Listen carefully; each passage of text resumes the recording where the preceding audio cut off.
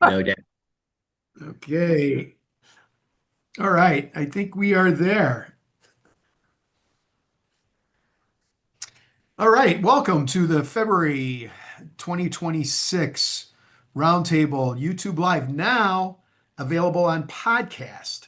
So the Counsel Mortgage Roundtable, where we discuss the mortgage issues of every month, is also available to you on podcast. So if you're out for a walk, hike, run, cross country skiing, whatever, you can put them on your earbuds, and listen on Spotify, YouTube, um, and listen to the conversation so you don't necessarily have to watch us. And you can watch it at any time you'd like. So, with that said, just want to welcome everybody here today and want to get on with our agenda. We got some really good stuff we're going to talk about today, and we always like to start with the market update. So, let me pull up that screen and we can go there. Just give me a second here.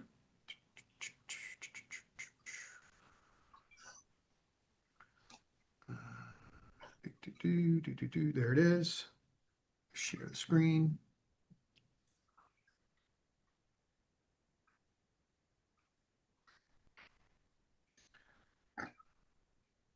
Okay, you see the 30-year fixed mortgage rates. Do you guys see that screen at all? Yes. Yeah. Yeah. Okay, good. So anyway, isn't it interesting? Now, let's blow this up a little bit. Let me blow this. Oh, is it going to allow me to blow it up? Nope. Admittedly, me. So what I did is I have it set up from January 1st of this year to the end of to today.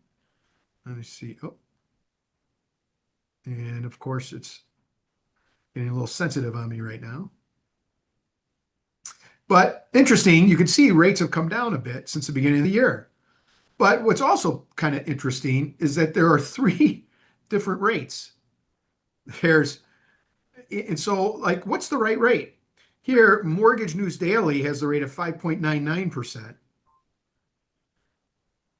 Freddie Mac, who we like to come to every one of these, Freddie Mac has the rate at 6.01%, and the mortgage bankers are at 6.17%. So how can that be? I mean, this is pretty much the same time period.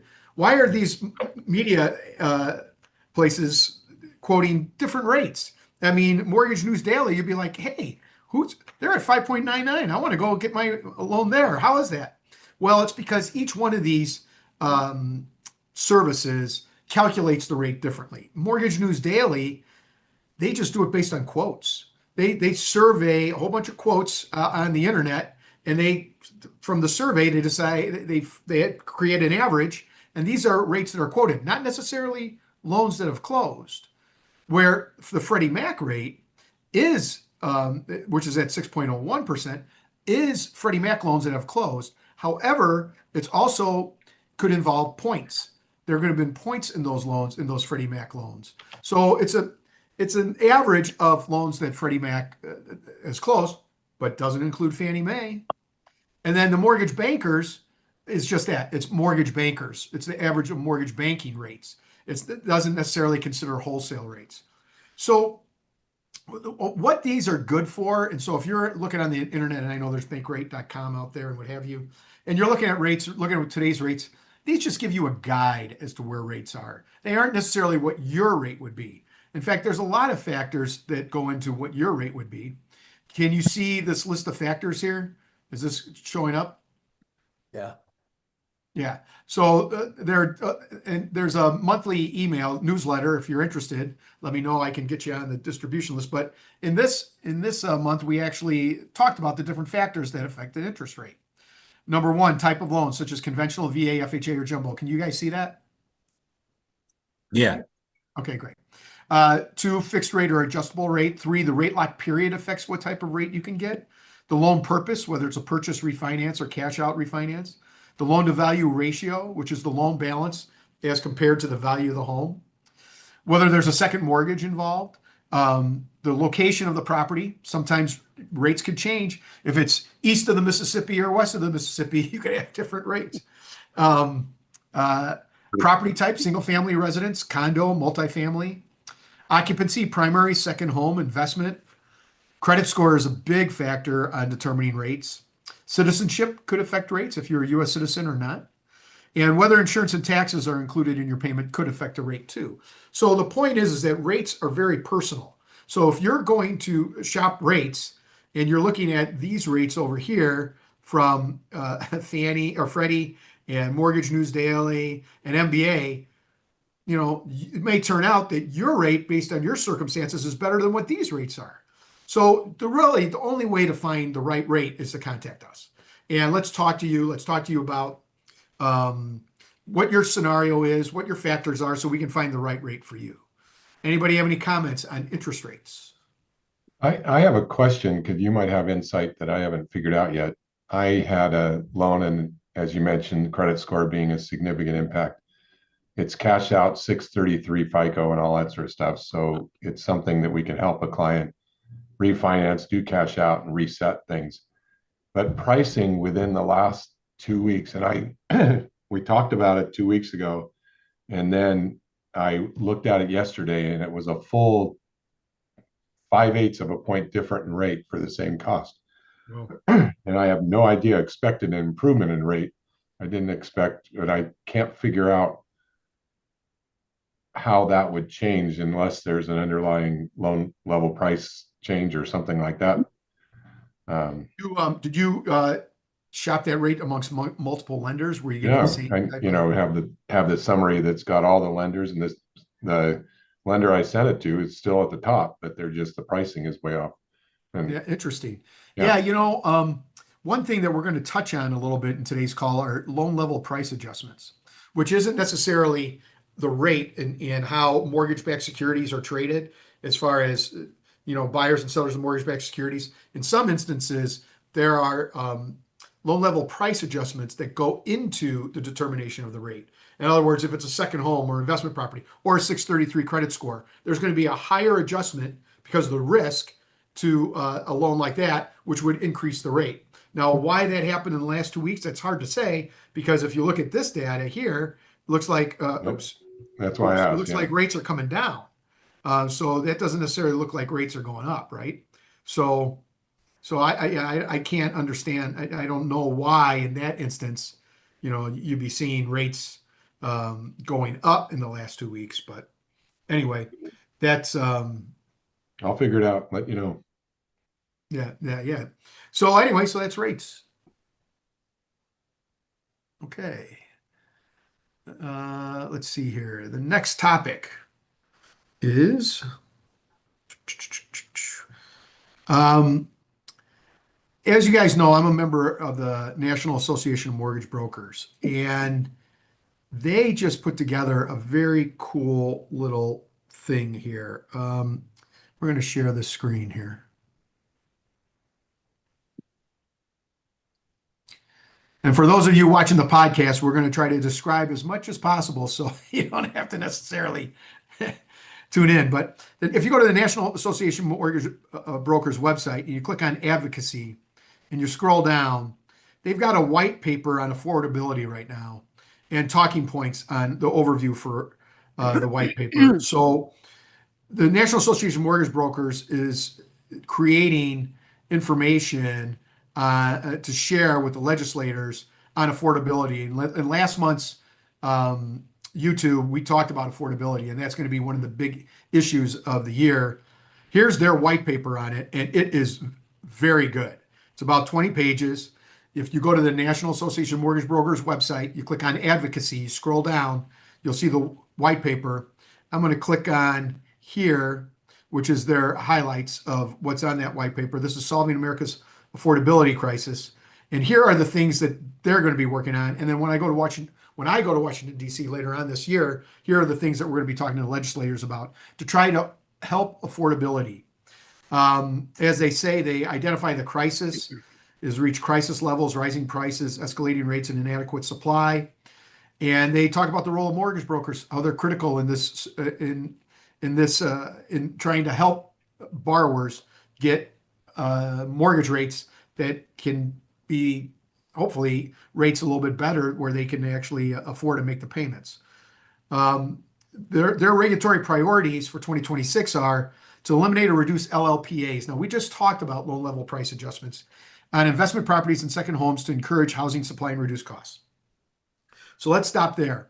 A loan level price adjustment, as I explained earlier, is a price adjustment typically put on by Fannie or Freddie, depending on the risk on that file, which increases or decreases the rate. So if today's rate is 6% and you are doing a second home or investment property, there will be a loan level price adjustment assessed to that rate so that you couldn't get 6% for an investment or second home. You may get 6.5%. You may get 6.625, but that's why there's a difference.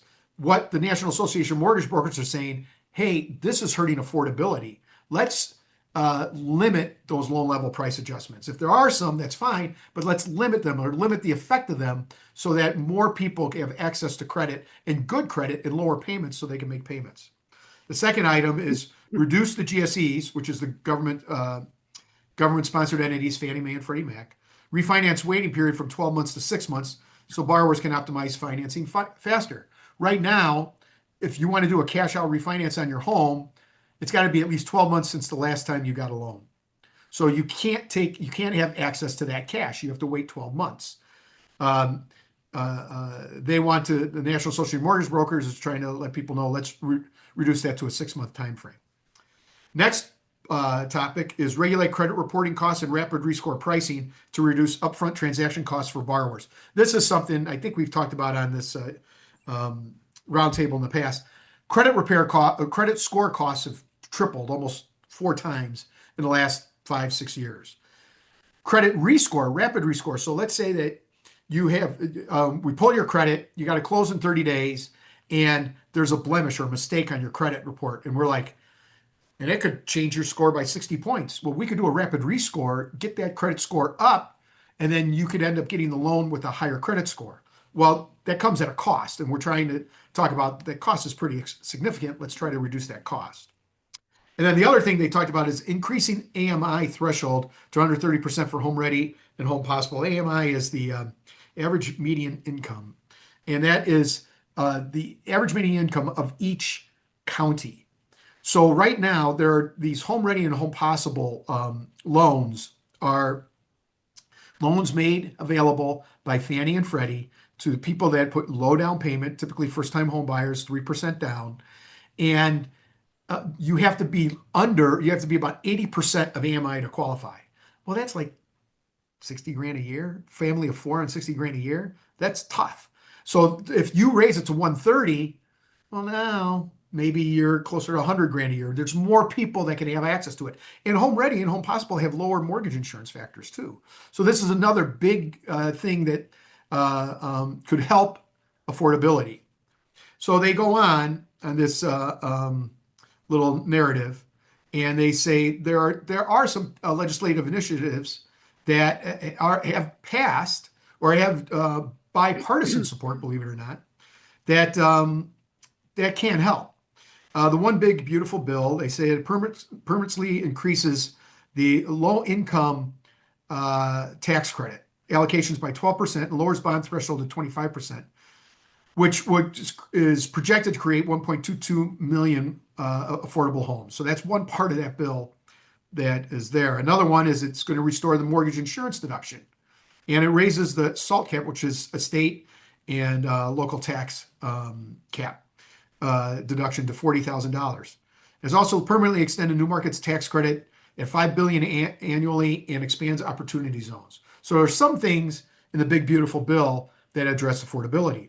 There are 2 other things that have passed either committee or it passed the Senate that they're tuning into. One is the Housing for the 21st Century Act. You're going to see this.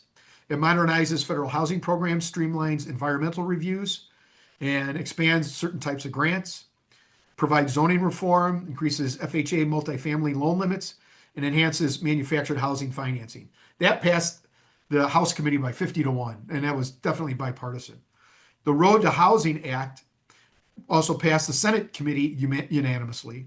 And there's 40 provisions covering supply expansion, financing reforms, and regulatory streamlining, raises bank public welfare investment cap to 20%, converts vacant buildings to housing, removes manufactured housing barriers. The point of mentioning these today is to make you aware of these things that are happening. There are things that the government is trying to do to try to increase affordability. They know this is an issue. This is going to be an issue, and we're doing this on February 24th, and tonight is State of the Union address, and I wouldn't be surprised if you hear President Trump mention something about affordability tonight. Affordability is a big issue in Washington, D.C. right now. So there's a lot of legislators talking about it.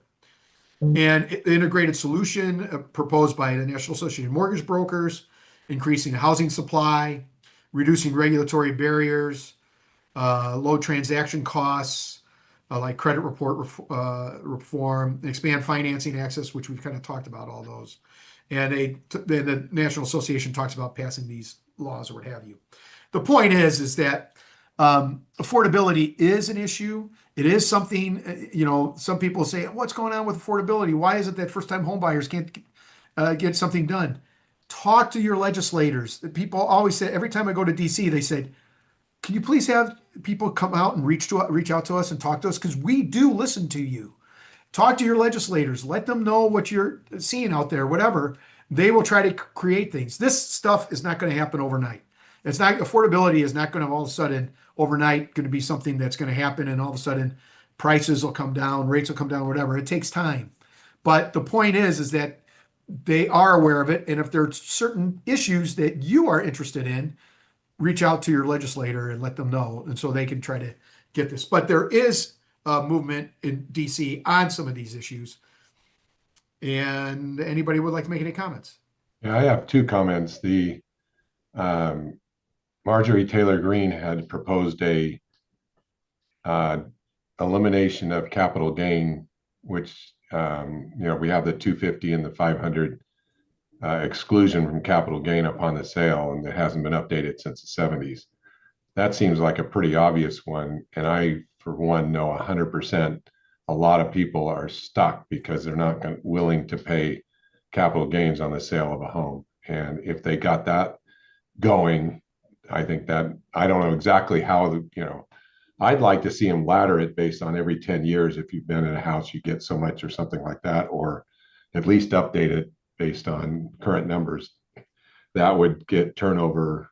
And I'm in California, so maybe it'd be more significant to California than Arizona. So just for clarification, what Clay is referring to is if you sell your house and it's your primary residence for 2 out of the last 5 years, and you're single, up to 250,000 of your gain is excluded from tax. If you're married filing jointly, up to 500,000 is excluded from tax. Yeah. So and Clay's mentioning that he'd like to see those limits increased. Yeah, I mean, that seems like a no-brainer to me, but it's gone off the radar for right now. The other thing is what was it, $2 billion or whatever they proposed to buy back mortgage-backed securities. If they use that same number, because that's the profits that are sitting in Fannie Freddie, they use that same number and offset loan level price adjustments and entirely or something for a while, I think it'd be a much stronger investment than buying, a block of securities and they'll run out of that in 3 months or whatever the timing is. But if they just semi-permanently, whatever, spent that same dollars, and they get a lot more business. It's kind of like, come on, get out of your own way. Yeah, well, that's a good point. And when I'm back there, maybe I'll talk to them about that, because that is one thing we're going to be talking about is the loan level price adjustments. They're putting those on there. But your point there is something that I have mentioned to them in the past. It should be at least doubled, in my opinion. It should be 500 for single, $1 million for married filing joint. I did mention it to a legislator once, and he said, have you done the analysis on that? Because they're concerned about debt and the mortgage debt, which gets to my next point. But before I get to the next point, let's just stay here. Go ahead, Clay. You want to say something else? No, that was fine. What the thinking is, we're giving up capital gain tax, and what the reality of it is, people aren't moving. And if you want more inventory and more turnover, help the people that are refusing to move make that decision. I mean, I haven't done the analysis either. It's pretty complex, but that would be. Yeah, because sometimes whenever you talk to them about tax cuts or tax breaks, then they come back with debt, but yet they do all this other stuff. So I don't know. No tax on tips, right? No tax on tips, no Oh tax on my gosh. overtime. Yeah. Yeah. But that gets to the next point, which was the debt. So here's a little thing that actually I was introduced from Mike Green because Mike referenced it in one of his. Mike writes monthly on commercial mortgages, and here's something that he referenced. Mike, I read your articles. How about that, bud? And this is something that you mentioned in one of them, and I wanted to share it. I think it's entertaining, if not for anything else. This is usdebtclock.org calculator. Now, this is not an official website of the government. Actually, I did a little bit of research. I think there's a lawyer in California that actually hosts this site. But anyway, it is great fun to look at. He has right here in the upper left the U.S. national debt. As we are sitting here, it's gone up hundreds of thousands of dollars just in the last couple seconds. It's at 236 million, and that's going to change to 237 million while we sit here. The debt per citizen, debt per taxpayer, U.S. federal tax revenue, total state revenue. So he obviously cites to different areas, and if you click on him, like U.S. federal revenue, there's this little thing up here. It says U.S. federal tax revenue consists of the income tax, payroll tax, corporate tax, duties, and excise tax. Source Congressional Budget Office. The U.S. national debt, national public debt outstanding represents the face amount or principal amount of marketable and non-marketable securities currently outstanding. His source is the U.S. Treasury. So it's pretty cool little site. And you have everything. You have U.S. population. He says that's the source on that is the U.S. Census. 342 million people in the United States, which is what, 1 billion less than China and India, I think, although they have like 1.3 billion each country. Income taxpayers is only about a third of that, 108 million. So when we're talking about tax, it's only a third. Pretty much everybody on this call is part of that 108 million. I'm happy to inform that pretty much everyone on this call is part of that 108 million. Thank you, fellow taxpayers. Let's see here. U.S. union workers, what have you. Mike, do you want to mention anything about this? This is a fun little chart. No, the big numbers pop off at you in the top left, like you mentioned. The interesting things, if you look at the little small areas there, you can get the detailing and some of this stuff that sometimes you don't think about. But if you have an interest, like the U.S. union workers, 15 million, government employees, 24 million people work for the government. So there's little sub-characters there that kind of interesting to skate through, look at, picture, pick up little tidbits here and there. You can actually, if you are trying to make a point about taxes and the debt, contributors to it, who's hurt by it, who isn't. There's a lot of data here that you can pull from to make your case. Yeah, no, I completely agree. And so like, if you want to talk about M2 money supply, 22 trillion, 736 billion at the top, because at the top up here, it always tells you what the source is. So it says M2 consists of M1 plus savings deposits, source Federal Reserve. So if you want to, it's kind of like what I do with AI. I'll get an answer on AI, and then I'll say, what's the source to that? And then I go to the source to find out, okay, what is that really about? What does that really mean? Kind of the same idea. But yeah, this really leads to talking points, and you're right, Mike. I mean, you could use this if there's a point that you want to make in an article or something to somebody, you can point to this. Well, this will actually give you it's a great starting point for a number that you can use, and then you can kind of do a little deep dive into it and find some more information and then go from there. But this is just a very entertaining, fun little thing. And oh, by the way, the national debt's gone up. How much since we started talking about this? About $5 million, $6 million. So anyway, I know. Yeah, I just noticed this up there in the little blue box in the top left, where it's got tariff revenue. Yeah. The revenue per taxpayer is $3,247. So if Trump has to distribute that, that's how much we can look forward to in the next, I don't know, 5 to 10 years. Should I start spending that now, Mike? I think the best we'll see is maybe a partial percent credit going outbound on our tax returns. That'd be good.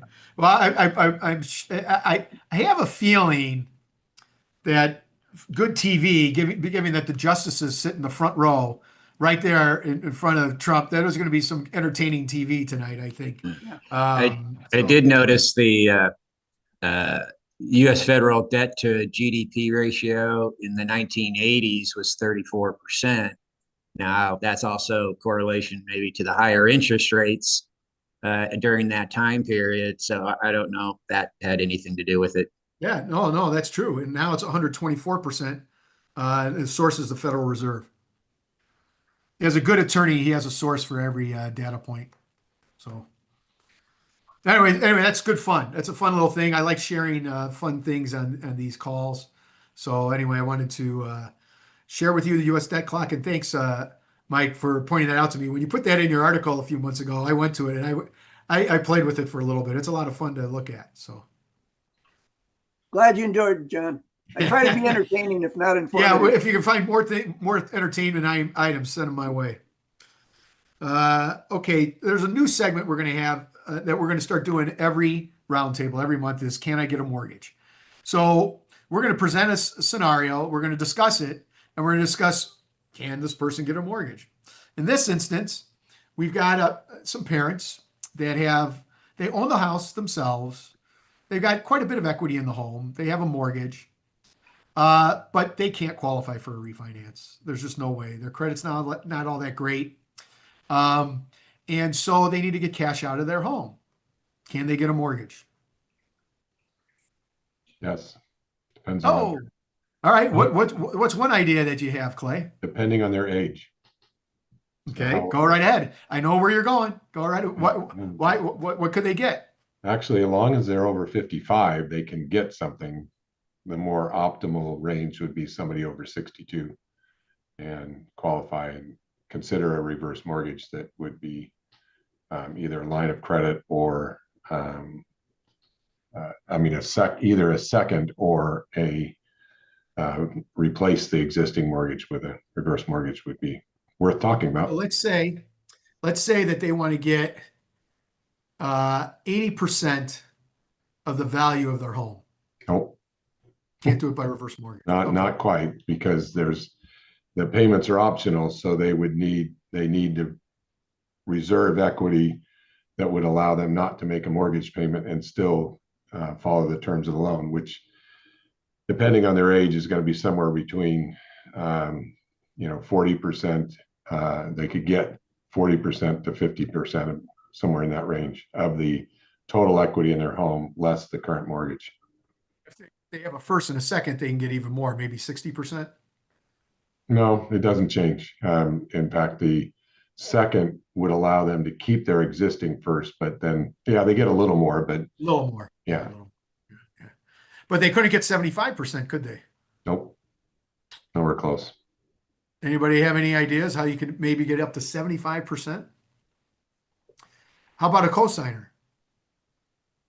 So in this particular instance, we have a child who lives with the parents and we added him onto title. Now, we have a lot of experienced loan originators here, and you know that if you add somebody to title to do a cash out refinance, you need to be seasoned on title for at least 6 months. You're not going to be able to get cash out right away. The new person on title has to be on title for at least 6 months. However, there are a couple lenders out there that will do it off of the child's credit score, not the parent's lower credit score. Oof. And if the child's only been added to title for about a month, we'll still do it as long as one of the parents is still on the title. And even though they have a worse score, they're going to use the son's score. So now they can now get cash out up to maybe 70, 75% of the home and be able to pay for those extra medical bills and upkeep or whatever for the parents to do it. So there's a creative little, can I get a mortgage? Yes, you can. There's just a creative way to get around it. And that is why you contact mortgage brokers on this panel to do these things, because this is definitely an out of the box type thing. You are not, it's highly unlikely you're going to find people to kind of figure out how to do something like this. But we were able to figure this one out, and it's looking pretty good. So anyway, yeah. So there is a way to do it. Just have to kind of play with some things, play with some different ways that put it together. Anybody have any comments on that? So can I get a mortgage? You got a scenario next month. Give us a challenge out there, and let's see if you can stump the mortgage brokers. I find it amazing that there's a lot of people out there thinking that simply having equity, I'm not talking about, older people or whatever, just I have all this equity, how come I can't get a mortgage? Without appreciating that part of the whole process is you have to be able to pay it back. And the lenders, and so just equity doesn't do it. But I get that, on a consistent basis. It's like, well, there's more to it than that. It's a loan, right? Yeah. There's a loan. I mean, this is like when they did Dodd-Frank in 07 and 08, and they had to legislate the ability to repay. Right. That was like, oh my goodness. Because they remember doing loans in 07, 08 coming out of there. It was really restrictive. You had to have pay stubs. These self-employed loans with bank statement deposit, none of that stuff was around then. You had to have, it was very restrictive as to who could get a loan or whatever, because they came out of it interpreting that law pretty restrictive. But yeah, after the 05 and 06 fiascos, they had to legislate and put in the law, you need to show an ability to repay in order to get a mortgage or get a loan. Yeah. Crazy. And now there are options to get around the, to demonstrate ability to repay, but very creative ways. Let's put it that way. Yes. Yeah, there are the standards no income, no employment loans out there now that if you have enough assets, they'll say, oh yeah, you can definitely have an ability to repay. But yes, there are a lot of different ways to do that today. That's right. In fact, ability to repay is now an acronym of everything else. ATR. You have ATR, ability to repay. So everything's acronyms. So that's another thing. If you're going to do anything in governments, it's always acronyms. All right. Next is we're going to touch on some areas that I just want to make people aware of. The first is delayed financing. Delayed financing is when you pay cash for a property and then and you may be in a multiple offer situation, but you really want to get a mortgage, but they can't wait the 30 days to get a mortgage, whatever. So you want to get the property. So you pay cash for the property and then you want to refinance right after the closing to get your money back. Well, you can do that, and that's called delayed financing. And what happens in a delayed financing situation is they're going to be your funds, and they're going to trace when you go to apply for the cash out refinance after you close. They're going to want to make sure that those funds were yours and that you're going to get repaid for those when it comes back. Now, you can do that for up to 6 months after you close, and they'll do it off of the current appraised value. So let's say you buy a below market property for 200 grand and it's valued at 300. And you're like, well, gee, I'm going to go pay 200 grand cash so I can get this property. You lock it down, you close, and you're like, I'd really want to get that 200 grand back because maybe I can go do something else with it, whatever. The property is valued at 300. You can do a cash out refinance up to 80% of the value. So you're under that. You can do a delayed financing, get your cash back, and now you have the 200,000, which according to Clay, you have to repay, I guess. You have to pay somebody back. But anyway, so you'd repay the 200,000 after, but you can get it, and you can get it based off of appraised value. So in essence, you just bought that property for 100% financing.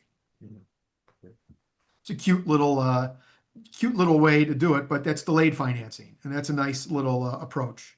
Anybody have any delayed financing stories? Anything they'd like to add? Next topic is future income. So what type of income am I going to make in 2050? No, that's not what future income is. That is future income, but that's not what the lenders are thinking about. What the lenders are saying is, I'm changing jobs and I want to close before I start the new job. I'm moving towns. I'm moving from Dallas to Arizona. I want to close in Arizona in my new house before I start my Arizona job. can you close on future income? And the answer is yes.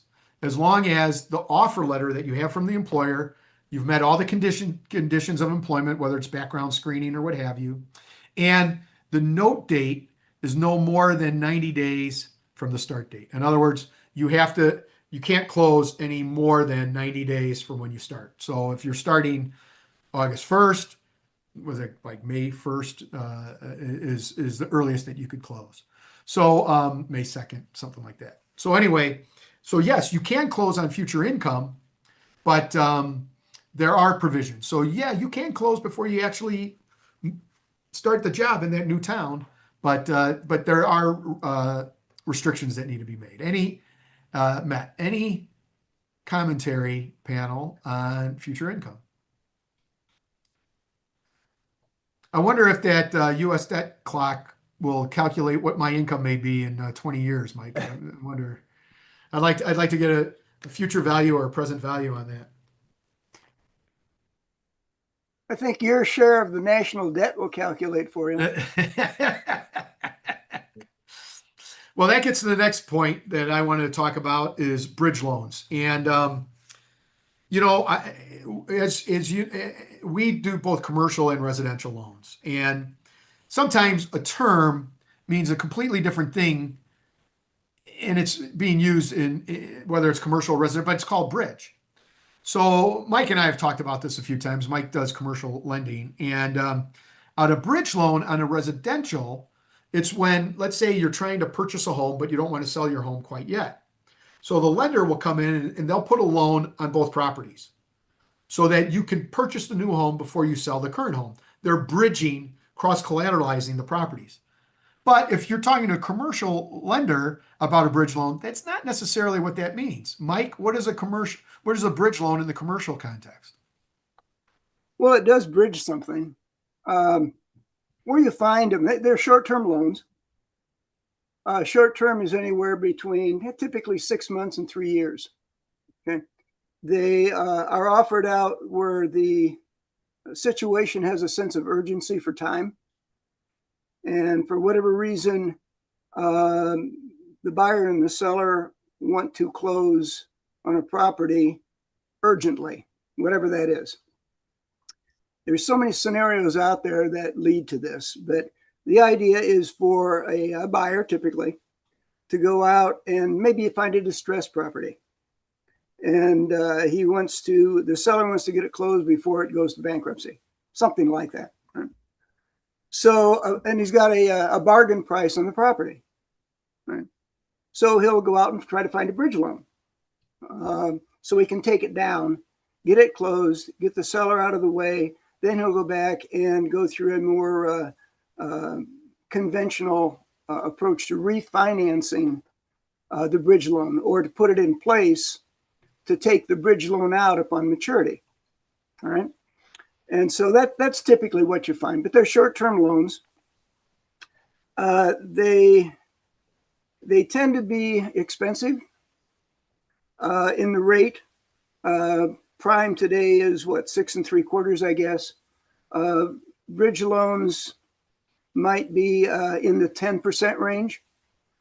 The lender on bridge loans will sometimes increase or decrease the rate by supplementing it with points, either on the front end and or the back end. Right? They have renewal privileges. If you're going to renew it, they're going to tack a couple points on at the point of renewal. So when you start to look at the cost of money on an annual basis, and you take the rates in, you take the points in, you take these things, run them through and divide by 2 or 3 or 12 or whatever the number, they become expensive. Right?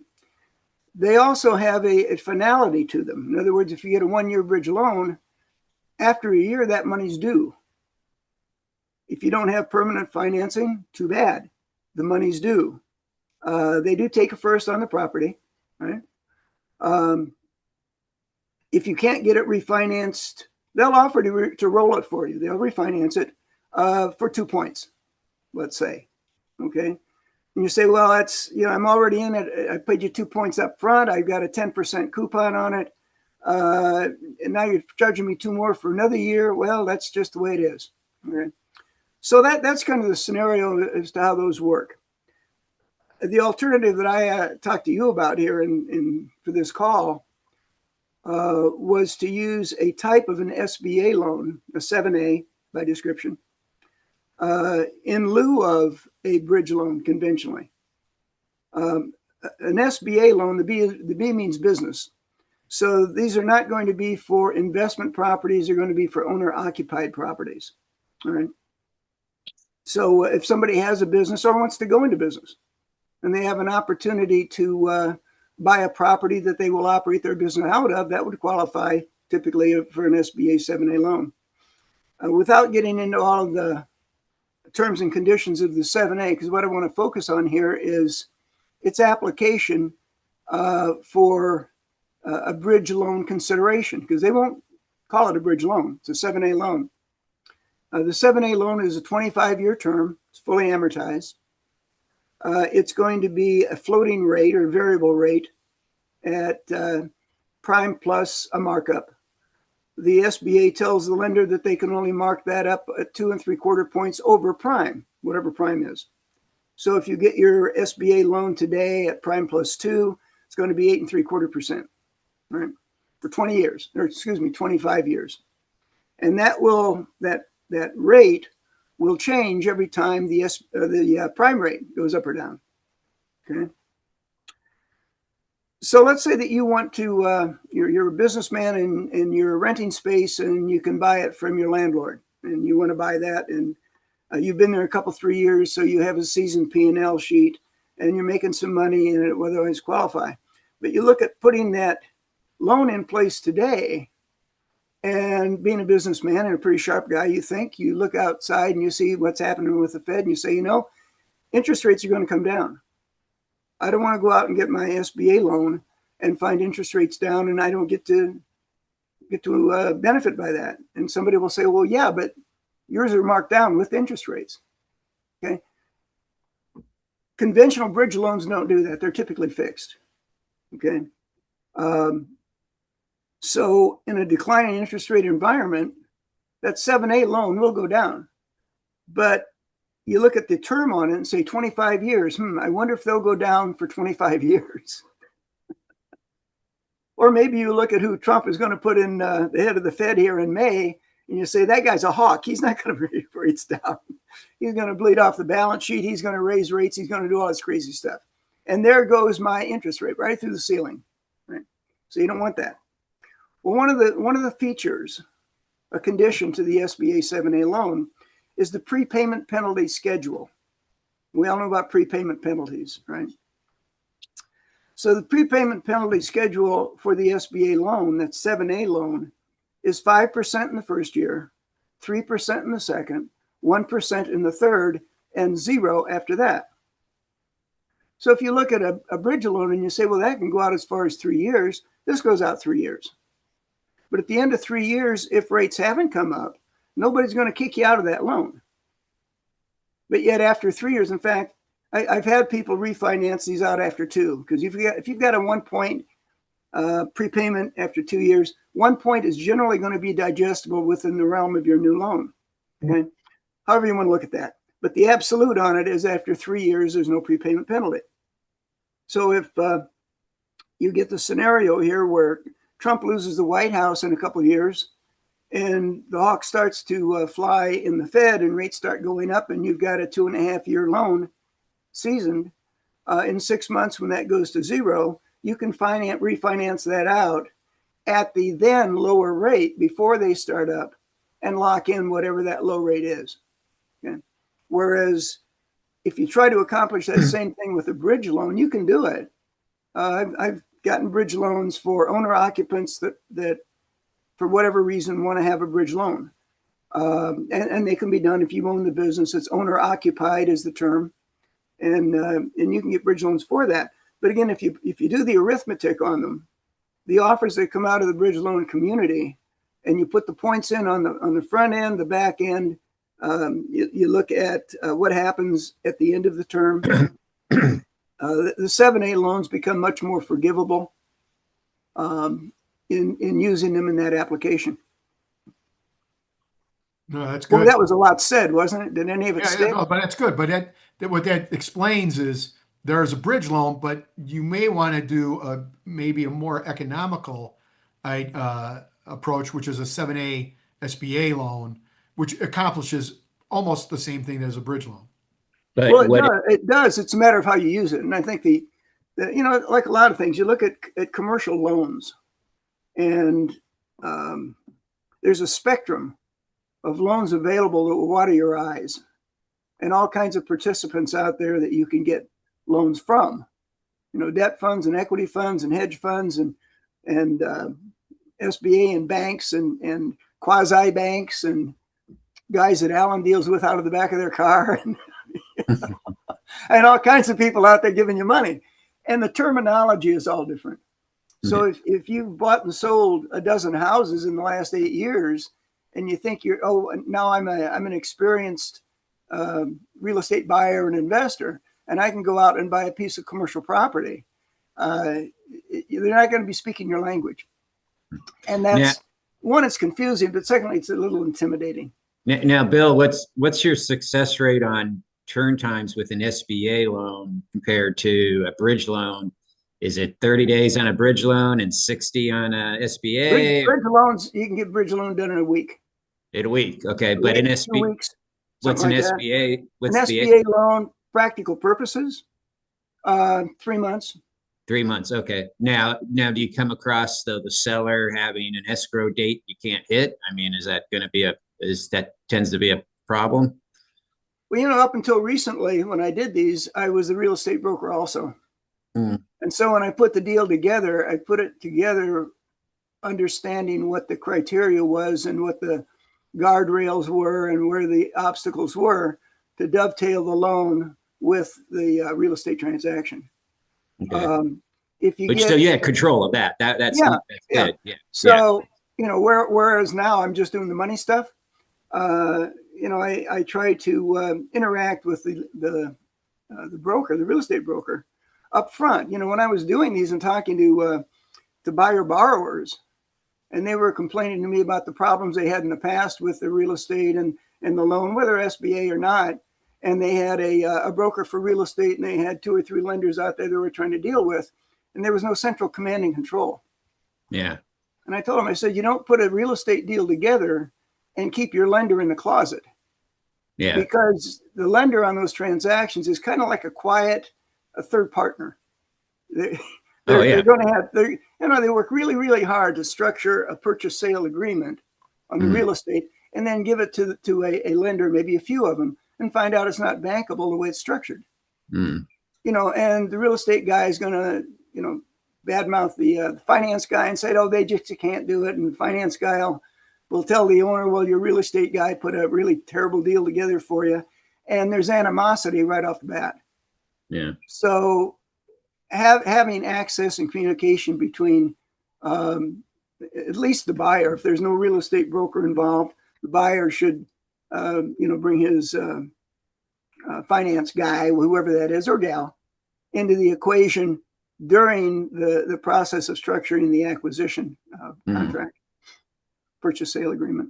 Yeah, the sale agreement, right. Yeah. But if you do it right, it can be smooth. The problem that I've come across over specifically SBA, there's 3 types of SBA lenders out there. There's what they call preferred lenders, accredited lenders, and then the rest of the known world. An awful lot, and most lenders that can do an SBA loan are neither accredited nor preferred. And all that means is that they're not really, they don't really have greasy skids in getting the SBA deal done. Those lenders, when they originate the package, they've got to submit that to the SBA for approval. The SBA does the underwriting on it. So there's a time block right away. If you deal with preferred lenders can underwrite their own deal. They don't need to go to the SBA except for an SBA number. Right. Okay, so they've got in-house underwriting and in-house credit and in-house all this kind of stuff. Most people don't know enough to ask their lender, what are you? Are you accredited or preferred or not anything, or what are you? And so there's so many people out there that have been dealing with the people who are not not either accredited or preferred, and they've had bad experiences. Yeah. And it soured them on anything that sounds like SBA. You know, I've dealt with those before. They're terrible guys, and they don't know what they're doing. They take 16 years to get something done that should take 2 minutes, and on and on and on. But I think I don't know, the ones that I've worked on over years when I've been doing the real estate with them, once you get the underwriting packaged in and they get their phase ones and their appraisals and a couple other things that may be third-party reports in there, they get it underwritten and closed, 3 months. 3 months. Okay. Yeah. Yeah. I mean, you're dealing with so many third-party people when you're Yeah. dealing with. I mean, you have to be a manager of all those third parties. So. Well, and your lender, SBA lenders, we think, well, the SBA insures the loan, so every lender is going to do every kind of property. Mhm. But lenders for SBA loans have their sweet spots too, because especially preferred lenders, because they're doing the underwriting. Yeah. So, if you go through the process and get oriented with them, and you get a BDO that's pretty good for the lender, that has experience in doing the type of business or product that you're talking about. Mhm. And you can tell that by the questions they ask. If they don't know any questions, they're really kind of exploring with you what you're doing. So part of it is for people in our position, yours and mine, is to go in when you get looking for a home for an SBA 7A loan, is to qualify the lender. Mhm. And the first thing I ask them is if they're preferred or not. Yeah. And if they're not, then I thank them for their time and go on looking. Mhm. But That's excellent. We just got a little SBA bonus info there too. That's great, Mike. Thanks for sharing all that. Yeah. Thanks, Mike. you're welcome. Thank you. Yeah. So that's what I had on the agenda this time. I think we covered a lot of things. Is there anything else that folks would like to address? Nothing else? Well, we're going to wrap up the YouTube version. If you guys want to just stick around just for a minute or two afterwards, that'd be great. But for those of you who have been watching on YouTube, appreciate it. And if you have any comments, reach out to us. We could certainly address those at our next roundtable. See you next